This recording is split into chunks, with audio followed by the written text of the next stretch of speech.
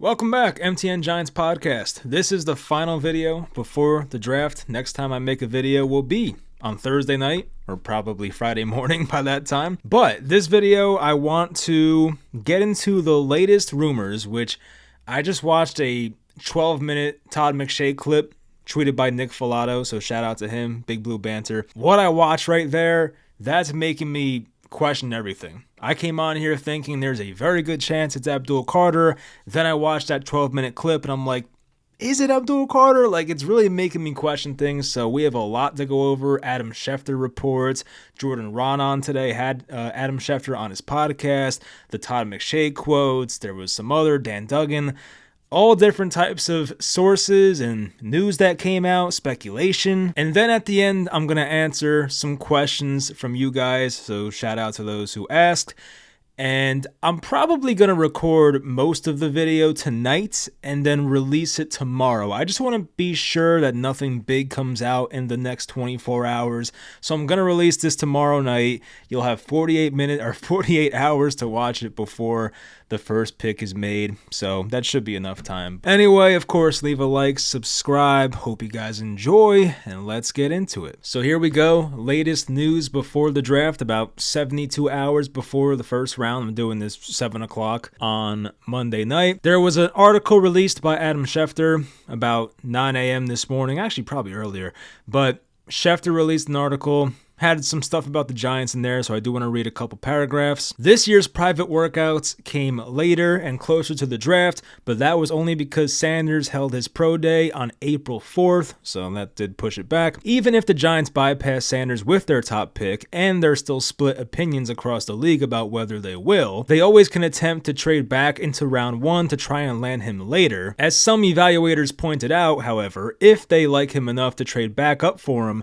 they should like him enough to take him at number 3. As an NFL executive said about the Giants, if they like Shedeur, they're going to take him at 3. Not much breaking news there or anything like that, but still, it's a little something. This was also from Adam Schefter. No team has done more work on one player than the Giants have done on Sanders. As another NFL general manager said about the Giants general manager, Schoen has lived in Boulder, which of course is Colorado. I also saw Tom Pelissero say the same thing. There's no team that has done more work on one player in this draft than the Giants have done on Shedeur Sanders. Adam Schefter said, there is a belief around the league that certain segments of the Giants organization wants Sanders more than others, per sources. Sanders wants to be in a place where he has the full support of an organization. Not that he controls that, but I completely understand a potential top pick wanting to be liked and loved by everybody in the organization. Also from Schefter, Borgonzi, of course, is the new Titans general manager, so picking first overall. Borgonzi turned down the Giants' overtures to trade up to number 1 in a package of picks that would have included a 3rd-round pick this year, so we can speculate that the Giants ultimately tried to package their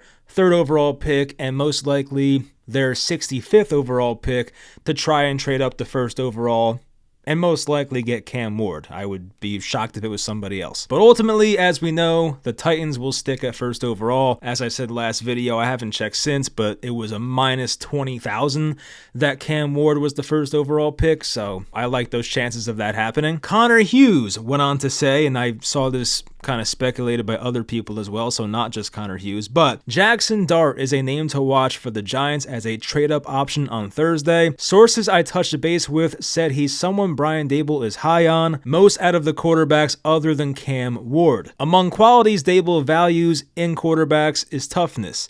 Dart has that. Giants won't be alone in the quarterback pursuit, though. Matter of how aggressive they want to be. There's not much out there right now connecting Shedeur Sanders to the Giants. That hype has cooled dramatically from where it was in December. So that's from Connor Hughes. And then Art Stapleton tweeted something, and then I think Connor Hughes thought he was subtweeting him, so that was kind of funny. So that was like a little Twitter beef there for a second. But Art Stapleton said, if you think Brian Daboll is telling anyone other than Joe Schoen, John Mara or Steve Tisch and maybe Brandon Brown or Tim McDonald, who he likes at quarterback in this draft.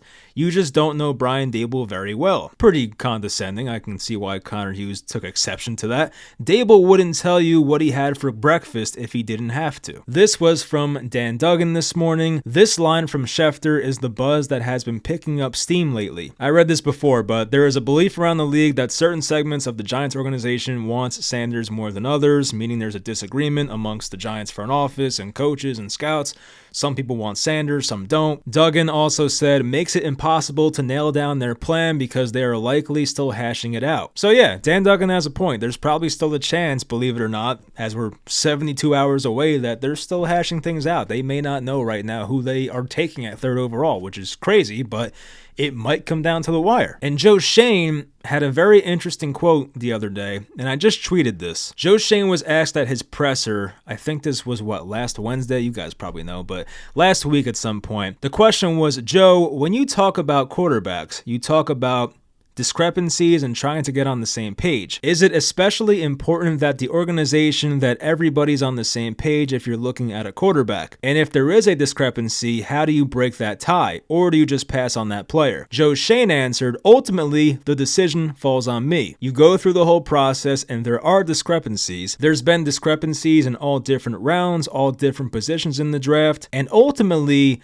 the final say typically goes to the general manager. That's how he ends it. Now, keep that quote in mind right there, those last 7-8 words. Ultimately, the final say typically goes down with the general manager. So keep that quote in mind. And I want to get to the Todd McShay quotes in a bit. But first, Jordan Raanan on his solo podcast before the Schefter interview said, word on the street is kind of going around that Brian Daboll's guy, the guy that he likes best in this draft, is Jackson Dart. Then Jordan said probably not going to be able to get Jackson Dart at 34, alluding to he expects Dart to go most likely in the first round, if not to Cleveland at 33. Then Adam Schefter on Jordan Raanan's pod said, quarterbacks will start to go between 21 and 40, assuming the Giants and the Saints don't take a quarterback in the top 10. Schefter had someone tell him that the Giants will take Shedeur Sanders, who has been right before. He's also heard from smart people that he trusts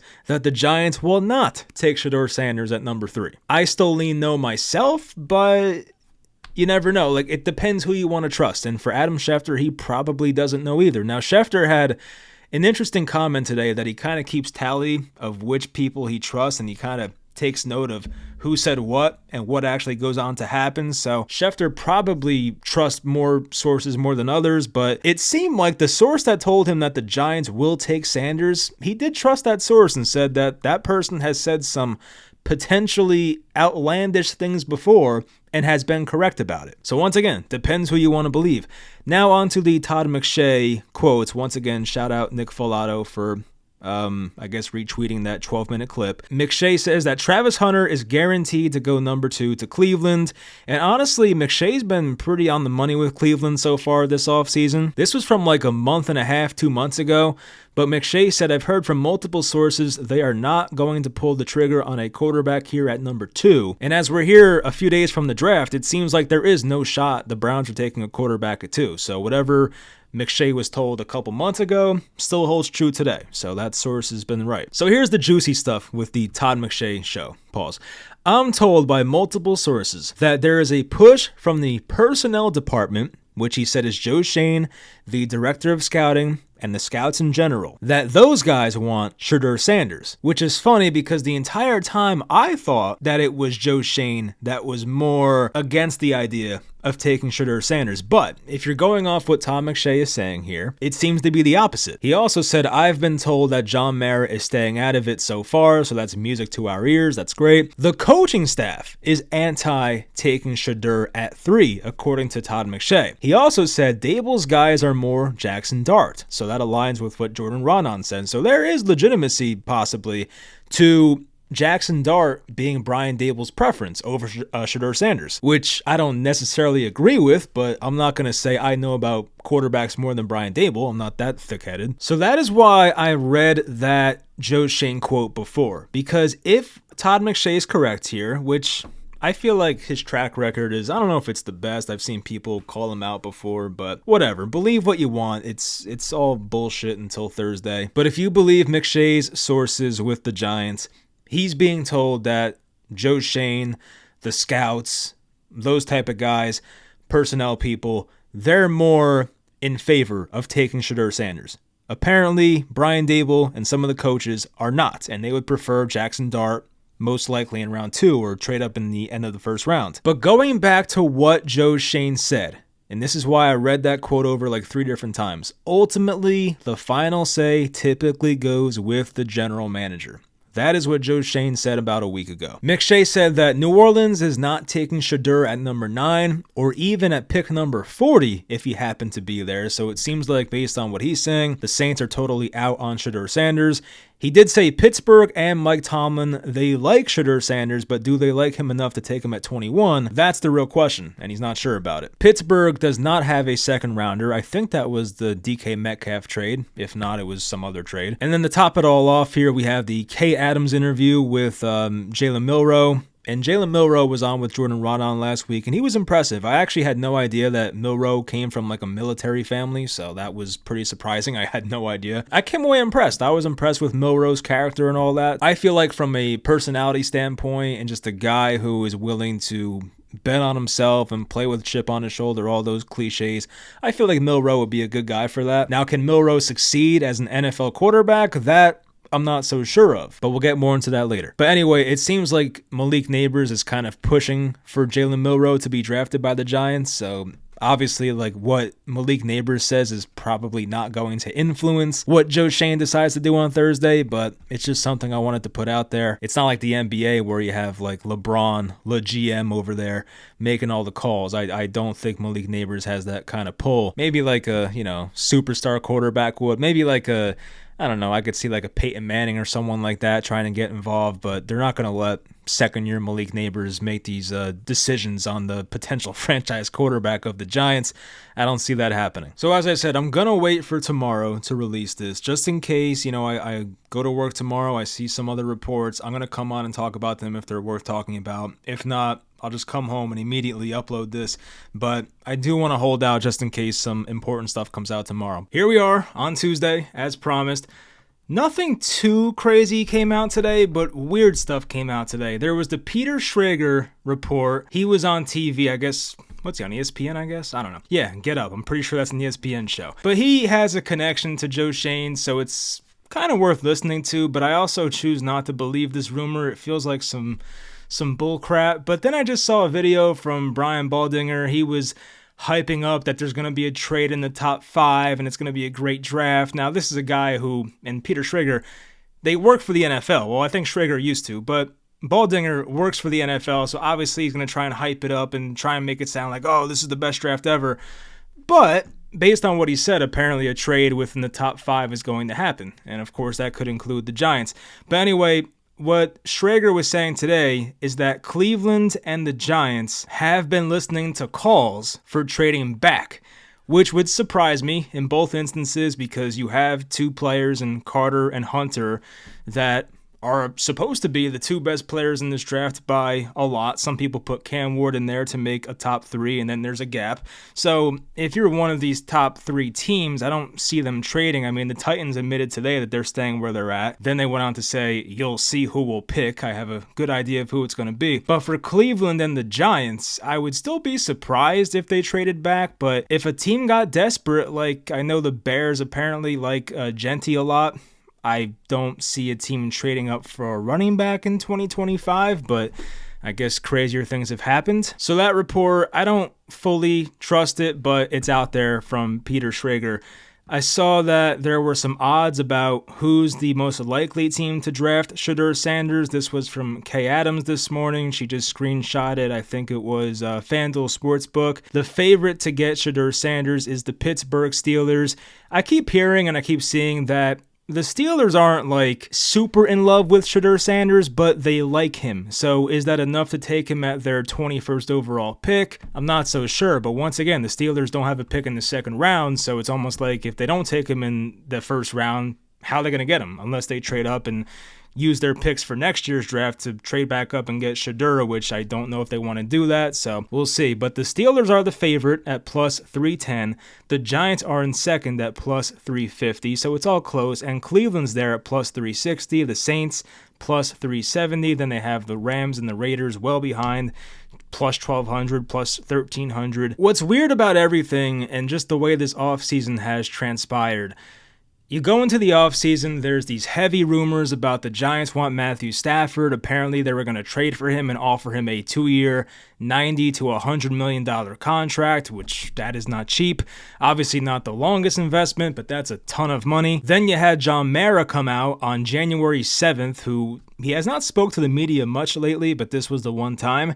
He said the number one plan is to find a franchise quarterback. He said that's obviously the number one issue for us going into this offseason is to find our quarterback of the future. So remember, Brian Daboll, John Mara, Joe Schoen, I don't know why I listed them like that, but those three guys apparently met with John Mara, the coach and the GM, met with John Mara 2 days before the season finale in Philly. They had to sell him on a plan. I guess they did because Daboll and Schoen were retained for one more season. I just find it hard to believe that they were able to retain their jobs and not sell John Mara on a quarterback of the future. So I almost think based off of that, and I know it's going back to January 7th and things change, but I almost think based off of that, maybe they will just take a quarterback at 3. I know it's not what the odds say, but when your owner is saying this, and we know that Daboll and Schoen, more so Daboll, were on thin ice as it is, to bring them back, there had to be some type of vision for who's the future quarterback of this team, and maybe it is Sanders all along, I don't know. The reports are still coming out that Jackson Dart is the guy that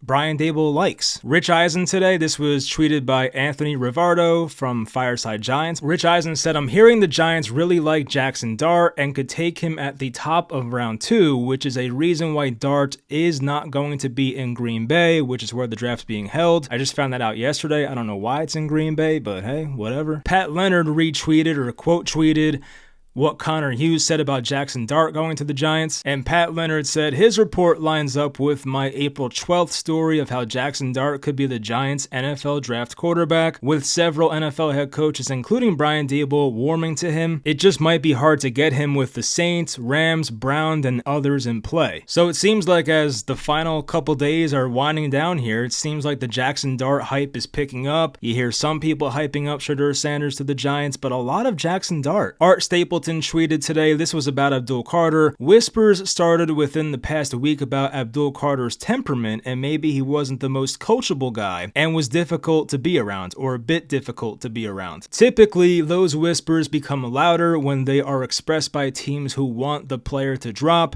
Heard the same about Malik Neighbors pre-draft last year. So Art's correct here. There could be a team like the Patriots or the Raiders or someone like that trying to throw dirt on Abdul Carter's name to try and get him to drop. Not saying it's going to work, but it's worth a try. Peter Schrager on Pat McAfee today said the Giants haven't closed the door on Shedeur Sanders or on taking Shedeur Sanders. I still think that Shedeur makes sense to the Steelers because I heard that him and Mike Tomlin had a great meeting. This was from, I saw this from Walt WGB84 on Twitter. He retweeted someone who's an NFL senior reporter for Yahoo, Charles Robinson. And in this article, he was able to speak to 10 executives, all from different teams, to try and get a grasp of what these teams are thinking pre-draft. And the quote said, having picked the brains inside of 10 teams, I can say this. I cannot 100% rule out that Sanders could go number 3 to the Giants. Then a few hours ago, I saw Monty, who does the He's a Giant podcast. Check that one out. He tweeted the most recent odds from FanDuel Sportsbook about the next Giants quarterback. The highest odds right now, or as of 3 hours ago, was Jackson Dart at plus 195, and Shedeur Sanders and Jaylen Milroe were tied for the second highest odds at plus 340. So obviously in my mock draft once again, which I started doing about a couple weeks ago, I did not have the Giants taking a quarterback, but as we sit here 2 days before the draft, I have a pretty strong feeling now that they are going to take a quarterback, whether that is Shedeur Sanders, Jackson Dart, or Jaylen Milroe. I think they leave this draft with one of those guys by Friday. And then I saw this tweet from Sharp Football, of course, Warren Sharp. Here is a recent track record of quarterbacks drafted outside of the top 12 from 2021 onward. So on this list, they have to be drafted within the first 3 rounds, but outside of the top 12. So picks 12 through 100 or something like that. Mac Jones, Kenny Pickett, Will Levis, Desmond Ridder, Malik Willis, Davis Mills. And there's other guys that have not played yet, like Matt Corral, Kellen Mond, I forgot about Kellen Mond, Kyle Trask, and Hendon Hooker. So out of all those names, honestly, Malik Willis might have the brightest future, which is not a place you want to be. So yeah, I mean, if the Giants don't take 1-3, I'm not saying it's the worst thing in the world. Of course, there's a chance that Sanders can fall to 34, especially if the Steelers don't take him. But then you run into the risk of maybe the Browns take him at 33, because there would be less risk at that point as compared to the 2nd overall pick. So I know a lot of people say, well, if the Giants like Sanders enough to take him and trade back up in the 1st round, they should just take him at number 3 overall, which I get, but I'm also in love with the possibility of taking Abdul Carter and then being able to trade back up and take Shedeur Sanders and get both. Like, that would be the best of both worlds. Obviously, in doing that, you might lose some of your later picks. So let's say the Giants have to trade pick 34 and pick, I think, 65 to move up into the late 20s. I'd personally be fine doing it. I'm not sure if it's gonna happen, but it's a possibility at least. It seems like the market for Shedeur is not too hot right now, but all it takes is one team. The Giants can turn in their card at 3rd overall, and he's gone within a half hour of the draft starting, or he might be sitting in that green room for the entire first night of the draft. I don't know. It's very fascinating. It's kind of like Aaron Rodgers, where if he didn't go 1st overall, which he didn't, they took Alex Smith, the Niners, and Rodgers sat there for the next 2 to 3 hours and just sitting there waiting for who the hell's going to take this guy, and he finally got taken at like 25 by the Packers. So it could be something like that, but that's about it. As I said a couple minutes ago, I do think they're getting a quarterback. I'm not sure who to believe, whether to believe McShay or believe Schrager. I don't know. I just know that some reports are saying Shedeur Sanders is more of a front office guy, more of a Joe Schoen guy, Brandon Brown, whoever, and Jackson Dart apparently is a Brian Dable guy. So we'll see who wins in the end. I guess it depends how things break, how things fall. I just want to look right before I sign off here of what's the odds right now for the 3rd overall pick. Still looks like Abdul Carter is the heavy favorite, -800 and -600 where I'm looking. So I still think I'm going to stick to my mock draft. I will still say Carter goes 3rd overall to the Giants. I just don't think they'll pass on that type of player. But I also would be less shocked now as compared to a week ago if it is Shedeur Sanders. So we'll find out. It's going to be fun. I cannot wait. I'm very excited for Thursday. And yeah, so once again, we'll get to the questions right after I'm done yapping here. With that said, we're getting into the questions now. Random Ray 1. I feel like I've seen you before. So what's up, Random Ray? He says, or I think it's a he. Gotta put the pronouns in the bio next time. I'm just kidding. Don't do that. Do you think coaching makes the change and switches Evan Neal from tackle to guard? At this point, the team has nothing to lose by switching positions. Great videos, Mike. Keep up the content. Thank you. The press conference that Shane had last week was kind of weird because somebody asked about this.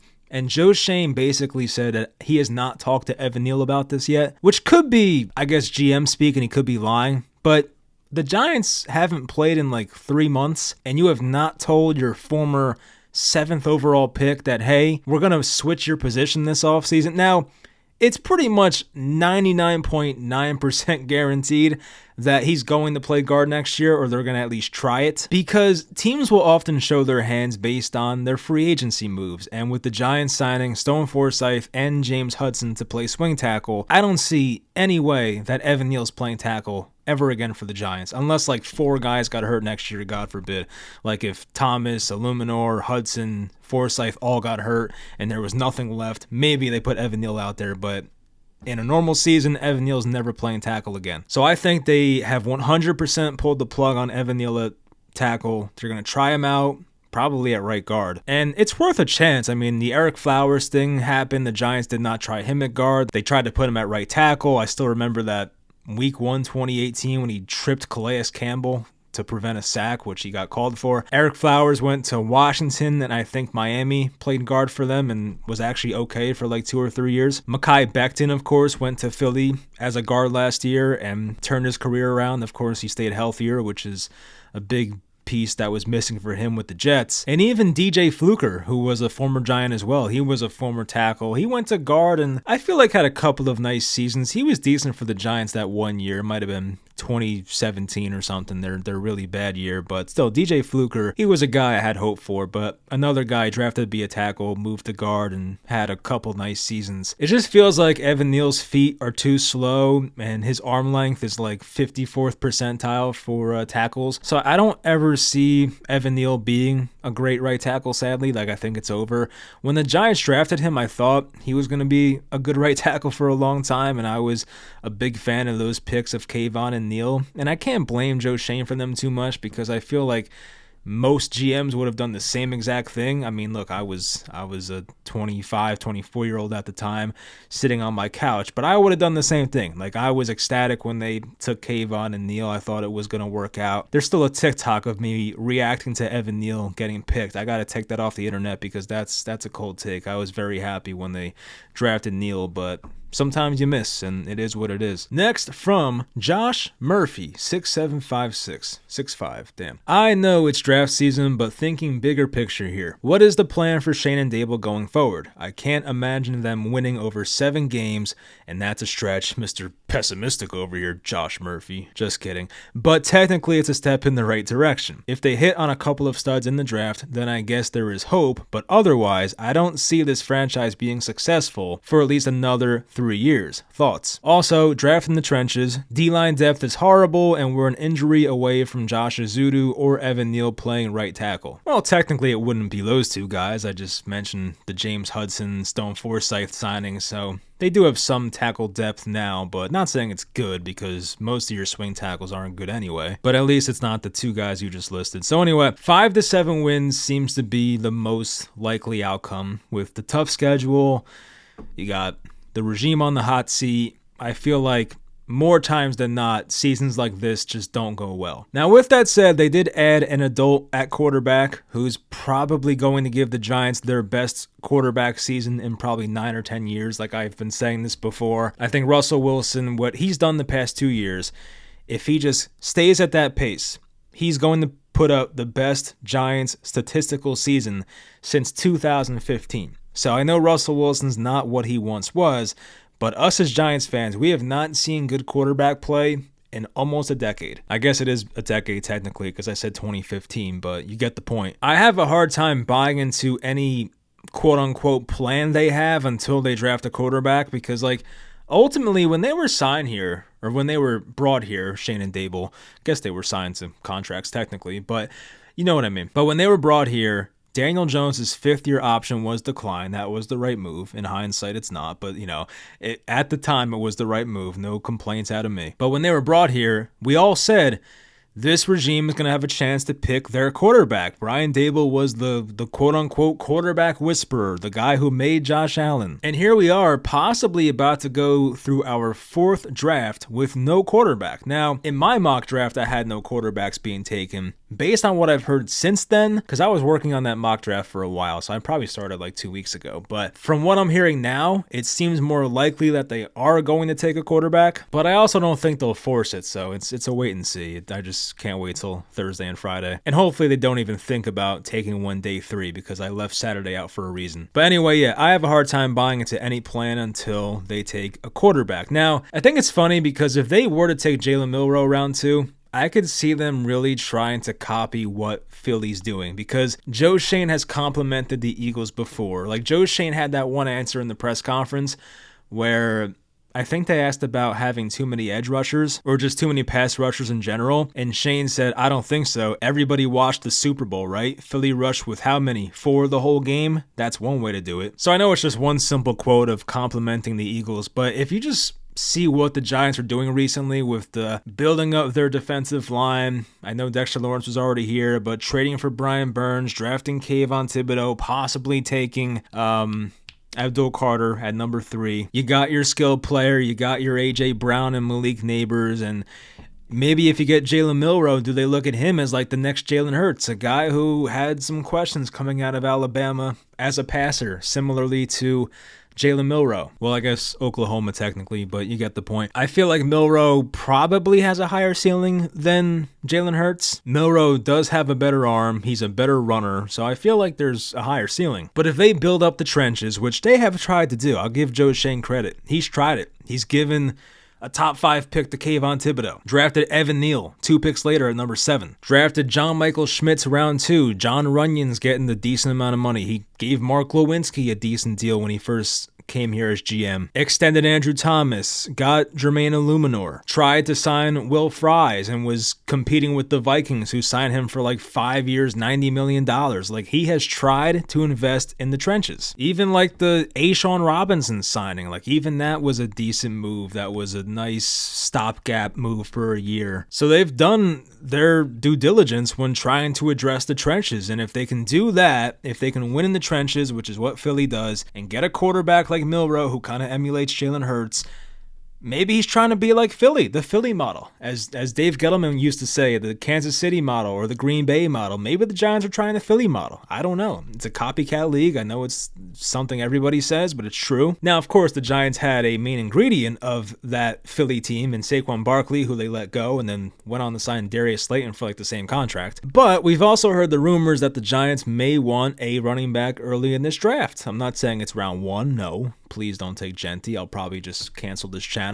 But in round 2, round 3, I mean, I guess Milroe would have to be the round 2 pick, but round 3, maybe they take running back. I guess it's not the most outlandish thing. I could see it happening. But as you said in your comment here, or your question, like, beef up the trenches. Like, that's, I think, what they're trying to do. I know not everything is hit so far. JMS has been a miss so far. Glowinski was a miss. Runyon had his ups and downs. I feel like he was fine, though. Evan Neal, obviously, massive miss. Kayvon, a little disappointing so far. Brian Burns, he played well. He was injured last year. He played well. So they're trying to beef up the trenches, and I feel like if they were to take Milroe, then, and especially take a running back right after him, they really might be trying to emulate Philly, which is not a bad thing to try and emulate, so I can't be too mad at that. Next, from Hank Scorpio 13. Looking back on Shane's drafts, they've been lackluster to say the least. However, I stand by he had sound process and a balanced draft value with positions of need, minus Wan'Dale. This many years into his leadership, how do you view Shane as a drafter? Well, he's a lot better than the last guy based on the process of drafting, so I do agree with that. He's a guy who does tend to draft for need, which does kind of annoy me. And I'm not saying it's like the worst thing in the world, but there are times where you think maybe there's a better player out there, but I feel like he tries to just jam those positions of need. Like, let's be honest, they went into that 2023 draft thinking we need a center, and they just went for John Michael Schmitz, which I guess the value kind of met there, and people thought JMS would be better. I thought so. But with John Feliciano gone and center open, they're like, oh, we need a center. Let's just take one in round 2. So they do that. Tyler Nubin, they let Xavier McKinney walk, and obviously they were going to try and go safety early. They did want Lassiter and Kool-Aid McKinstry in the in Hard Knocks, so I guess I can't completely knock them. I'm just chasing positional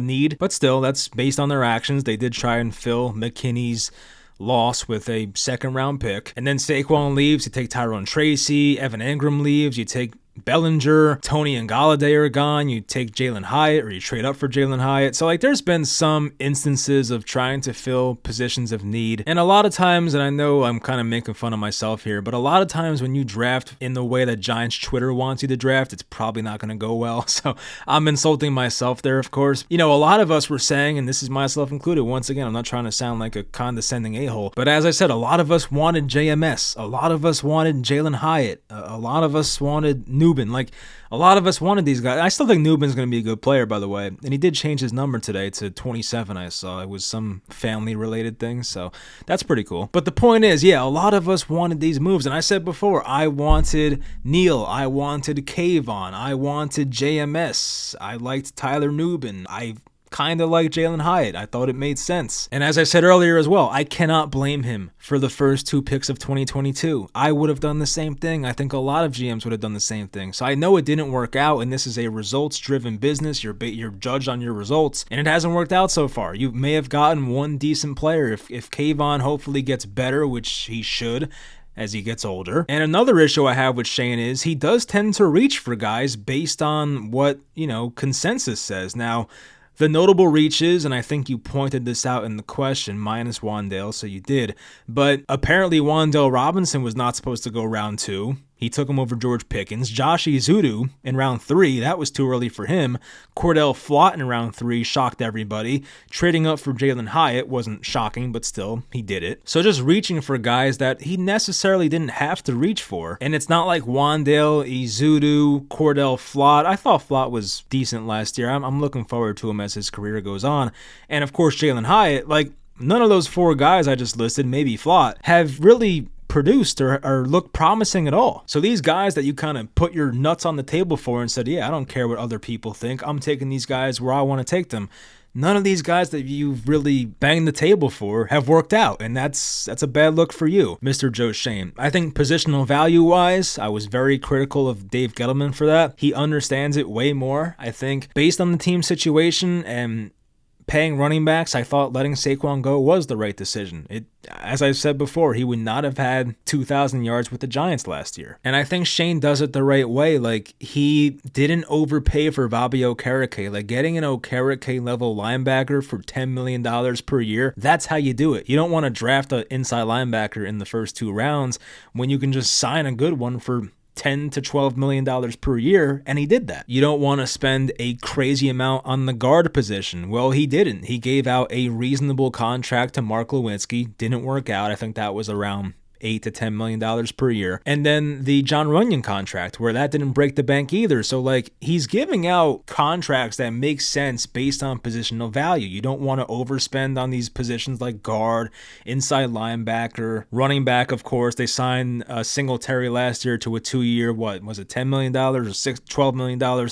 I don't know, but a reasonable contract for Singletary, who, yeah, disappointed last year. But the point is, the positions that you don't have to overspend for, he doesn't overspend. So I appreciate that from Joe Schoen. His first round picks have been edge, offensive tackle, cornerback, and wide receiver. All valuable positions. I wish there was a quarterback in there, but you know, they passed on one last year, and if my guy was McCarthy, so if McCarthy goes on to be great, I'm going to be disappointed, but I can't say I'm disappointed with Malik Neighbors. He's been great. So once again, I think the process has been fine. I think the way he's done free agency has been fine, but the results have been mixed at best, and I think the Evan Neal and so far Deonte Banks, those picks have to be better. I think Evan Neal, you pretty much have to write him off. It's not going to happen. But for Deonte Banks, I still have some hope he can turn his career around, and if he does, that'll make Joe Schoen's drafts look a whole lot better. But 2022, it looks pretty rough right now. Next from Pat Smith, 1129. I feel like you guys have made up names on here. Like, these are just way too, like, simple of names. We had a Josh Murphy. We have Pat Smith. I don't know. If they're real names, then shout out to you for having a simple name, but I don't know if I believe it. Anyway, Pat goes on to say, if that's your real name, I know you're high on Shedeur Sanders, but do you think the front office is? Personally, I'm huge on Jaylen Milroe, and I want us to go for him at the top of the second, or even trade back into the late first round with the 5th-year option. I want the highest ceiling available, especially if they sit for a year, and I hope the front office feels the same way. So if you believe the McShay thing before, he thinks that the personnel guys, Shane, the scouts, whoever, they're higher on Shedeur. So believe what you want there. I've heard twice now from different sources that I think that was Ronan and was it Connor Hughes, I think it was, who said that Jackson Dart is Brian Dable's guy. So I don't know what to believe. I don't think Shedeur Sanders ends up as a Giant. I think the Milroe and Dart thing is more likely at this point, but I do lean more, like, I think, here's how I'll put it. I'm not ranking them based on how I like them, but this is how I'm going to rank who's most likely to be a Giant by this weekend. I think number 1, I'm still going to put Sanders because they could take him at 3 and they could, of course, trade back in the first round, or maybe he even falls to 34, which I wouldn't count on, but it's not impossible. Then I'd put Milroe because I do think they would bet on ceiling and traits. I do think they're a smart enough front office to recognize that. Then I'd put Dart 3rd because I think it's a tough sell. I think it's a very tough sell with Jackson Dart to be like, this is our guy. And just, yeah, I don't think that's going to happen. Like, when I first watched Jackson Dart, I was pretty impressed, but then you go over like the Lane Kiffin quarterback history, like the Matt Corral, Matt Barkley, they don't work out. It's just such a different offense from what NFL NFL teams run. And I think there's enough concerns there with Jackson Dart, just inconsistent. He was horrible in fourth quarters at times, in late games and close games and clutch situations. So I have my concerns with Jackson Dart, but when I watched him before I heard the outside noise, I did think his ball placement was very good. He does have like a smooth throwing motion. He can move. He can throw on the run. So there's things to like about Dart. He's not a complete scrub, but I would take Shedeur or Milroe before him any day of the week. So I think, honestly, I think they may make a compromise. Now, of course, if you believe McShay and Joe Schoen says, F it, I'm the GM, I'm making the call, he might just take Shedeur at 3 if McShay's correct.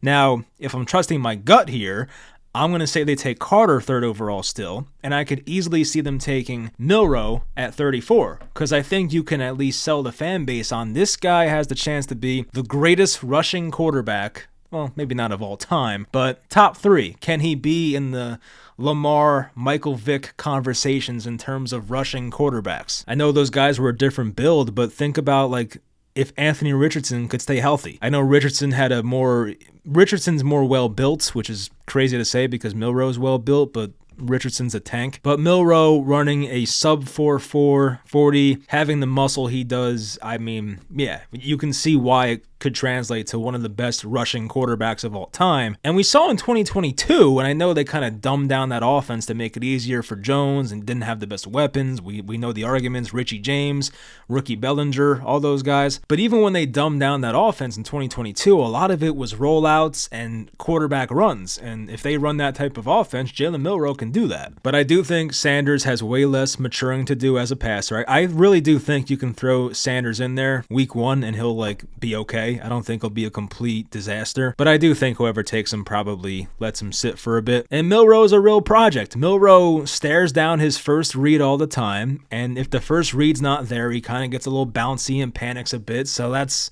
scary. There's inaccuracies, of course, especially short. Like I feel like Milroe can hit you deep, but then miss you short. Like that's an Anthony Richardson thing right there. But Milroe, he can run, he can throw deep, he did play action well, of course. So like there's things that Dable does that Milroe does well. So, I mean, yeah, I think it makes more sense. But I just don't see a point in the Jackson Dart, the Tyler Shucks. I don't see it. I don't really understand. I don't want to say you're wasting a pick on those guys because I don't know how their careers will turn out. But I can't say I'll react to that and be excited about it. But if you're not taking Shedeur, in my opinion, just take Milroe. Like, I'd be fine with Milroe. If they took Milroe at 34 and let's say Sanders went to the Steelers and Dart got traded up for by the Browns or something, like, I don't know.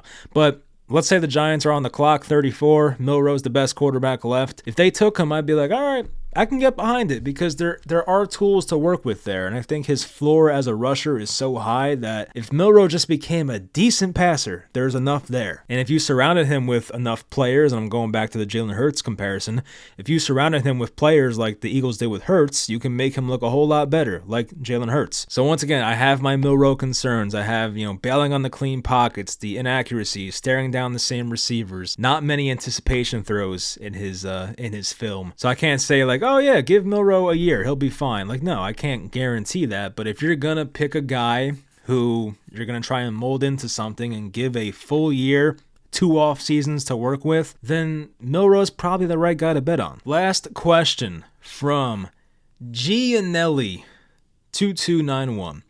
Has the team being bad for so long diminished your enthusiasm for covering them? This is interesting. So I'm not the most enthusiastic person anyway. This is a good question. I guess to answer it has a little, I can't lie. It was tough during the Daniel Jones era, which has pretty much been my entire time covering, in quotes, the Giants, because I started talking about them in probably early 2018. I think my first video for the Giants was like making a mock draft, and I wanted them to take Baker Mayfield, who of course they couldn't take anyway. Then came my horrific Josh Rosen takes, which, I wish I can go back and undo that. But I think that's why, like, when it comes to, I guess, making fun of fans for not getting quarterback stuff right, it's kind of lame because, and look, I've done it before myself, because when you come after me, I have no problem coming after you when your takes are wrong. But anyway, I think the interview process and getting to know these kids is so important, and just as fans, we'll never get to do that. It sucks. Like, we only have the film and what people tell us. Like, there's like, I couldn't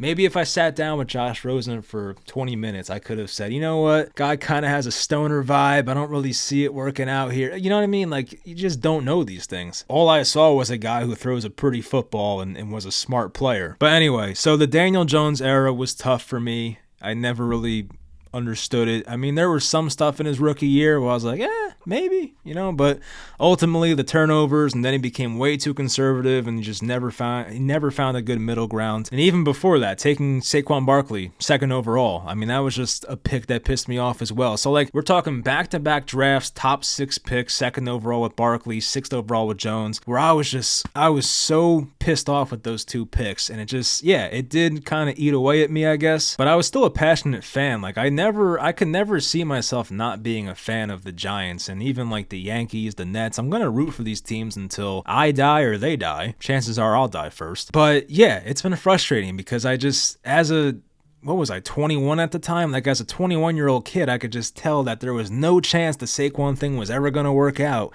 And then it doesn't work out. And then as a 22-year-old kid, I said, there's no way Daniel Jones works out. And I had to say it for the next 6 years before finally being proven right. But that was frustrating because that entire era of Jones and Barkley, I felt like it was just a waste of time. I just never saw how it made sense. And yeah, 2022 was fun while it lasted, but in the back of my mind, and I'm sure for a lot of you as well that are level-headed people, you knew it wasn't going to go anywhere because they went to Philly and the game was over by halftime. So that's been tough, just getting behind some of the decisions they made, the big ones. Like, look, I don't care if you sign a third wide receiver I don't like, but when you're drafting guys in the top 6 that I just don't think make sense at all for this team, it's tough. And yeah, I used to take losses for the Giants much harder. Like, I had 3 instances in the past of like breaking shit over losses. Like, I wrote them down. So the Saints lost in 2015, like the 52-49 game. Brad Wing has the face mask on the final punt and the Saints walk it off. I didn't break anything, but I was just so depleted and speechless. I just went for a drive for about an hour by myself after that game. I broke my phone after a Cowboys loss in 2013. I don't know why I did it looking back on it. I was still in high school. I was dumb. But like, that was when the Giants started out like 0-6. And then they won like 5 in a row. And I think if they won that game against Dallas, they had a real chance to win the division. So I was like really getting my hopes up. Then they lost the game, slammed my phone, shattered it, told my parents it fell down the stairs. So, sometimes you gotta lie. And then 2010, which was the Deshaun Jackson game, I broke my remote on that one. It still worked after, so I didn't break it, but, some pieces chipped off. But yeah, like, I haven't been, like, enraged by a Giants loss in a long time. I feel like a lot now it's just more a lot of apathy. Sometimes you just sit there and laugh to yourself because that's all you can do. Like, I can't get myself worked up like I used to. And maybe I'll get there again, like when I think the Giants are legitimately good. But it also goes back to the saying that ignorance is bliss, because I feel like when you're a kid, like not that I was a kid because I was still in high school and I was doing that shit, but like when you're younger, you always think your team has a chance. And I guess the Giants did have a chance back in like 2013, 2015, 2010. Obviously, they won the Super Bowl the year after. But back then I had expectations, at least for the Giants, where like, hey, if things broke right, they could make a Super Bowl run with Eli Manning. And they did it twice. So I'm like, yeah, I'm sitting there thinking in the latter half of Eli's prime that, yeah, they could have made a Super Bowl run. So yeah, I got pissed off when they lost those games. But I have not entered the Giants season since I think 2017, where I realistic, and that was before I was making content, so a very long time ago. I have not entered a season since 2017 where I said, yeah, I can see them winning the Super Bowl this year. There just has not been a scenario where I could see that. 2018, I thought they were like a 500 team. They won like 5 games. 2019, rookie quarterback. 2020, was not a Jones believer. 2021, not a Jones believer. 2022, not a Jones believer. They did make the playoffs, I'll give them that. 2023, not a Jones believer. 2024, not a Jones believer. 2025, can I trust Russell Wilson to bring us to the promised land? Probably not. So I enter for the 8th season in a row now with 0 expectations and thinking there's a 0% chance that my team can win a Super Bowl. So therefore, I cannot get myself that worked up about it. And that's how I am with my other teams. Like when I think, well, not the Yankees as much because like I'm more of a fantasy baseball guy now. But like with the Nets, when they had their big 3 for a whole 16 games when Harden was still there and KD and Kyrie, when they lost games, it used to piss me off because I'm thinking, all right, they can win the championship if things break right. And then, of course, everything that could have went wrong did go wrong, but I had very high expectations. And if the Giants were in the same position as the Baltimore Ravens or the Buffalo Bills right now, I would probably be getting pissed off when they lose. But at this point, they're just bad, and I expect them to be bad. So when they are ultimately bad, I can't sit there and get mad about it or be shocked about it, because that's what I expect. And I also think having other outlets like fantasy, I just mentioned fantasy football, fantasy baseball now, those are good distractions to have, because you have other distractions, not just your sports teams. It's not just the Yankees. There's fantasy baseball. It's not just the Giants. Fantasy football. Never got into fantasy basketball. I did for 1 year. I drafted the whole Nets team, and that was actually their good year, so that actually went pretty well. And then on this channel, like, I make my general NFL videos. I made my Jeffrey Okudah video. I made, a ton of other general NFL videos. So, like, it's not just the Giants I have to focus on, so I guess that stuff helps. But at the end of the day, even when I'm watching Red Zone or whatever, and I see, like, the Giants, I have the Giants on my laptop usually, but like I'll see the Giants, and like the Giants games always mean more to me. It's always going to be that way. I can't see myself ever watching a Giants game and not giving a single shit.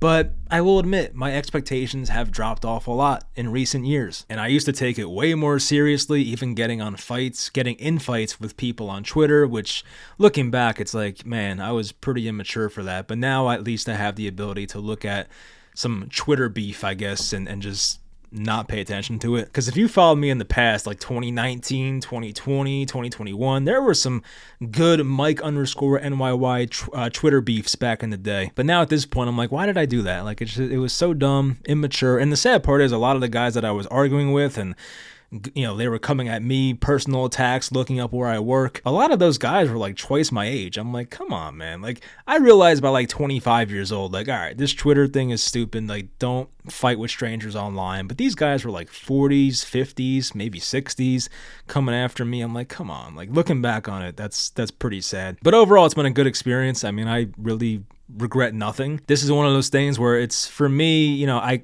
keep hoping that one day it'll result in a career, but even if it doesn't, I still enjoy doing this. Like, I have my full-time job and I do this on the side, and yeah, I don't make much money from it, obviously, but I still love talking about sports, whether it's with my friends or Twitter, of course, or whatever. Like, I love the ability to just come on the microphone, get on the microphone and just talk about what I want to talk about, because I'm an opinionated sports fan. I'm not one of those obnoxious sports fans. I think you can get that from me. Like, I don't have many pet peeves. This is a long ass ramble here, but I don't have many pet peeves. But one thing I cannot stand is watching sports with a person who doesn't know sports. It just irks the living hell out of me. And overall, I'm a pretty introverted, quiet person, so I don't really try to tell people, like, shut the F up, like, you're annoying.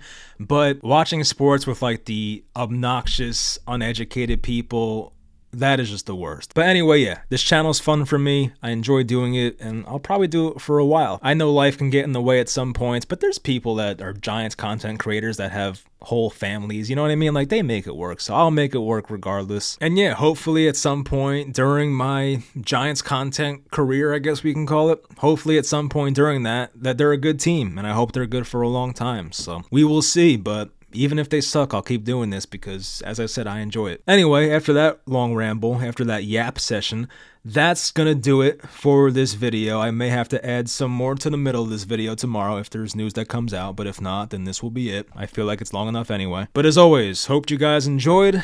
We will talk on Thursday night, Friday morning after round 1. I will be out watching that at a friend's house, so there will be no instant reaction, but I will definitely get a reaction out by that morning, Friday morning. So I'll stay up late. I took off work Friday. I always try to do that, so made sure that happened. But yeah, anyway, hope you guys enjoyed. I'll talk to you guys next time.